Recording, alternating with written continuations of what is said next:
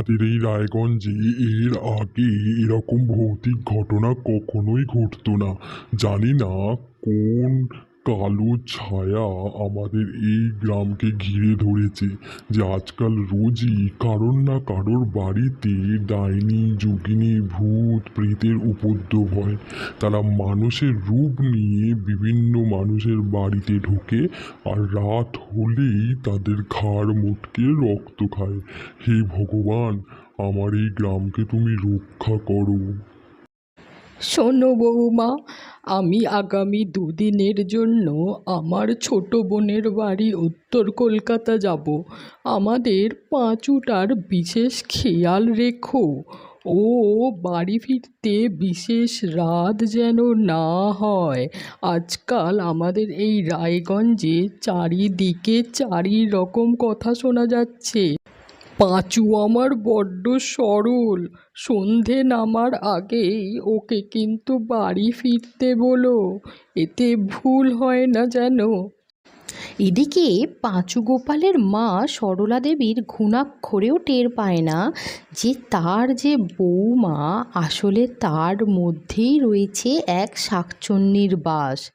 এবং আজ রাতে তার অনুপস্থিতিতে সেই শাকচুন্নি তার একমাত্র ছেলে পাঁচুর ঘাড় মোটকে খাওয়ারই পরিকল্পনা করছে।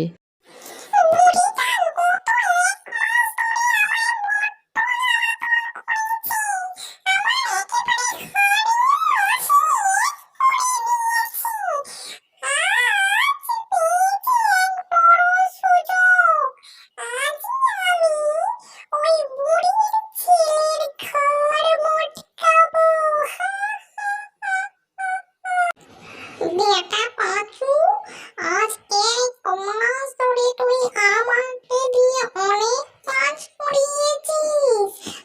আজ রাতে আমি তোর পিন্ডি চটকে সেই সব রাগের প্রতিশোধ নেব রে বেটা।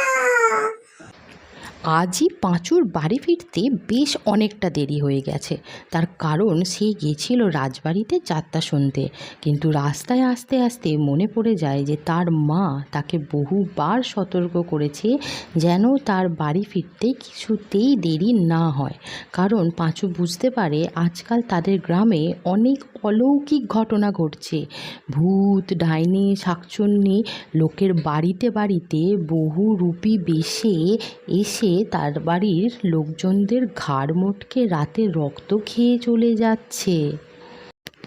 বাড়ি ফিরেই পাঁচু তার গিন্নিকে ডাক দিয়ে বলে, কই গো মিনু, কোথায় গেলে? আজ মা নেই বলে কি এক গ্লাস জলও পাওয়া যাবে না? এই জন্যই বলি যে মায়ের মতো তার পাঁচুকে ভালো আর কেউ বাসে না গো, কেউ বাসে না। গিন্নি, ও গিন্নি, আরে তেষ্টায় যে গলাটা শুকিয়ে কাঠ হয়ে গেল যে, এক গ্লাস জল আনো বই কি গিন্নি। পাঁচুর কথা শেষ হওয়া মাত্রই পাঁচু পিছন ফিরে দেখে হ্যাঁ রে মিনসি, শুধু এক গ্লাস নয়, তোকে আজ এক ডোবা জল খাওয়াবো রে। তুই আর তোর মা মিলে গত এক মাসে আমায় জ্বালিয়ে পুড়িয়ে শেষ করেছিস। আজ শুধু তোকে জল খাওয়াবো না, আমি তোকে জলে ডুবিয়ে মারবো। হ্যাঁ, তবে তার আগে তোর এই রক্ত মাংসের তৈরি শরীরটা ভালো করে আস্তে পিস্তে চিবিয়ে চিবিয়ে খাবো। কত দিন যে শুধু মানুষের গন্ধ পেয়েছি আর না খেয়ে রয়েছি, সেই কষ্ট আমি কাউকে বলে বোঝাতে পারবো না রে মিনসে। এই শুনে পাঁচু আর একটুও সময় নষ্ট না করে দৌড়াতে শুরু করে। ওই গ্রামেরই একটা পূজারীর বাড়ি আছে পাঁচুর বাড়ির কিছুটা দূরেই। সে প্রাণপণে একমাত্র দৌড়াতে শুরু করে, কারণ সে খুব ভালো করে জানতো যদি সে কোনোভাবে ওই পূজারীর বাড়ি পৌঁছে যায় তাহলে এই যাত্রায় সে প্রাণে বেঁচে যাবে। বাঁচাও, বাঁচাও, ঈশ্বর বাঁচাও। এদিকে শাকচুন্নিও পিছু নেয় পাঁচুর। সে যে গত 1 মাস কিছু না খেয়ে আছে, তাই তার মধ্যে থাকা প্রতিশোধের লোভ আজ একদম ডগমগ করছে। প্রাণপণে সে চেষ্টা করছে যে আজ রাতে তার শিকার কোনো রকমভাবেই হাতছাড়া যাতে না হয়। সেও দৌড়চ্ছে পাঁচুর পিছনেই। বাঁচান সাধু বাবা, আমায় বাঁচান।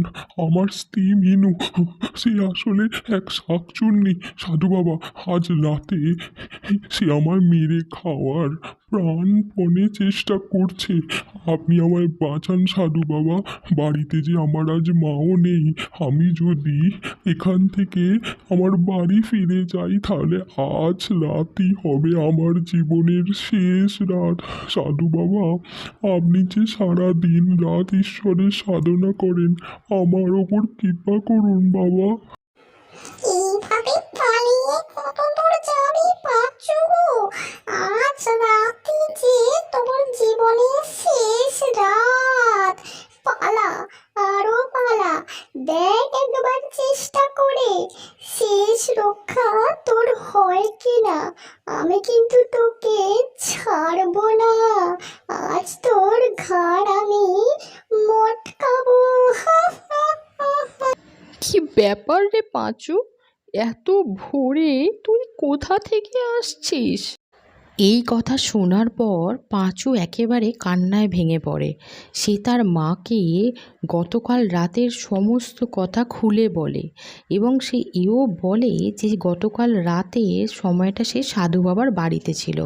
এই শুনে তার মা আর সে সাধু বাবার বাড়ি যায়।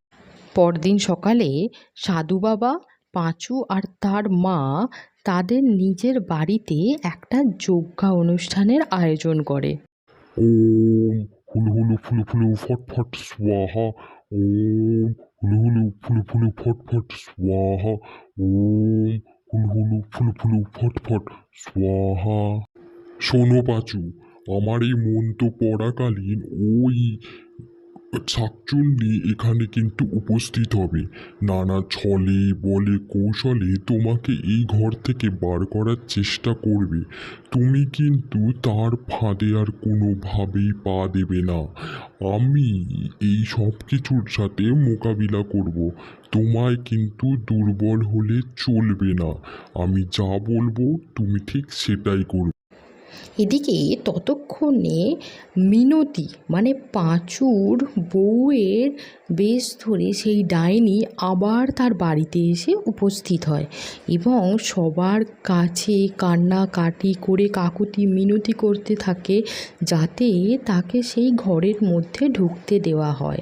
এদিকে তো পাঁচু এইসব দেখে ভীষণভাবে কান্নায় ভেঙে পড়ে, কিন্তু পাঁচুর মা ছিল খুবই শক্তপোক্ত মহিলা। তিনি কোনোভাবেই ওই ছদ্মবেশী শাকচুন্নিকে তার বাড়িতে ঢুকতে দেয় না। তাছাড়া সেখানে ছিল সাধু বাবা। ওম গুলু গুলু ফুলু ফুলু ফটফট স্বাহা। ওম গুলু গুলু ফুলু ফুলু ফটফট স্বাহা।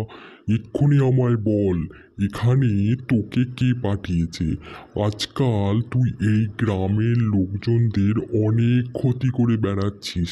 এর আগেও আমি তোর নামে অনেক কথা শুনেছি, কিন্তু কেউ আমাকে সঠিকভাবে বলতে পারেনি যে তুই কী রূপ ধারণ করে তাদের কাছে এসেছিস। তাই তোর উপযুক্ত ব্যবস্থা আমি করতে পারিনি, কিন্তু আজ আমি এর শেষ দেখে ছাড়ব। আগে বল যে তুই আমার বশ্যতা স্বীকার করবি কিনা, তবেই আমি তোকে এই যন্ত্রণাদায়ক জীবন থেকে মুক্তি দেব। কিন্তু তার আগে তুই স্বীকার কর, যা আমি বলবো তা তুই করবি কিনা। না হলে আজই হবে তোর শেষ দিন। ভেবে দেখ, এই যে পাখিটা দেখছিস, আমি এই পাখির মধ্যে তোর পানকলিজা পুড়ে দেব। এবং এই পাখি যতদিন বাঁচবে তুই উড়েও বেড়াতে পারবি, তুই খেয়েও বেড়াতে পারবি, কিন্তু তুই কোনো লোকের অনিষ্ট আর করতে পারবি না। আর তুই নিজের মতো করে রূপ পরিবর্তনও করতে পারবি না। তবে হ্যাঁ, এই পাখির জীবন শেষ হওয়ার সাথে সাথে তুই চিরকালের মতো মুক্তি পাবি। এদিকে শাকচুন্নিকে মুক্তি দেওয়ার পর পাঁচু এসে পড়ে সাধু বাবার পায়ে। সাধু বাবা যেন কোনো ক্রমে তার স্ত্রীকে তার কাছে ফিরিয়ে দেয়, কারণ সে তার স্ত্রীকে নিয়ে ভীষণ খুশি এবং সে যে তার স্ত্রীর সাথে ভীষণ সুন্দর করে সংসারও করতে চায়। পাঁচুর কাকুতি মিনতি দেখে সাধু বাবা আর তাকে ফেরাতে পারে না। তার স্ত্রীকে শেষমেশ ফিরিয়ে দিতে হয় পাঁচুর কাছেই। তবে হ্যাঁ, তার স্ত্রীও যে রূপের অহংকার নিয়ে সবসময় থাকতো, তার জন্য সে ক্ষমা প্রাপ্তি।